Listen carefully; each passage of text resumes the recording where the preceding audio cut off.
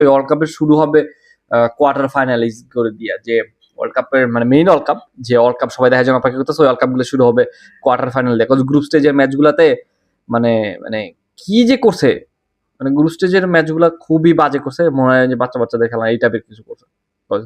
আর্জেন্টিনার দিকে তাকাও, আর বেশ কয়েকটা টিম আছে যাদের যাদের অপোনেন্ট গুলো একদমই দুর্বল হয়ে গেছে।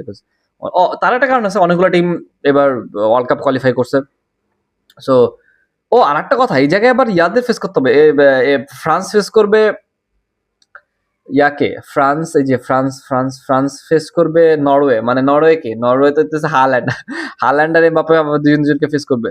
যেমন হইতেছে যে আবার যে মরক্কো, ব্রাজিল আর মরক্কো ফেস করবে। অনেকগুলো ম্যাচ আছে সুন্দর সুন্দর, বাট গ্রুপ স্টেজ ম্যাচগুলো তো বেশি মজা হবে না আমি শিওর। মজা ইংল্যান্ড আর ক্রোয়েশিয়া আছে গ্রুপ এলে। আমার কাছে মনে হয় সবচেয়ে বেশি মজা হবে এই গ্রুপ স্টেজ গুলো শেষ হওয়ার পরে যখন কোয়ালিফায়ার গুলো শুরু হবে বা টপ 16 শুরু হবে, তখন তখন মনে হবে আসলে ম্যাচগুলা, তখন ফেভার আসবে, তখন মেইন টিম গুলো থাকবে। তার আগে তো সবগুলো গ্রুপ স্টেজের ম্যাচগুলো এমনই হয়। বাট ওয়ার্ল্ড কাপ এবার আসলে বোরিং করছে, বাট শেষের দিকে হয়তো জমবে, এই জন্য ওইভাবে প্রেডিক্ট করে হয়তো দলগুলো সাজাইছে।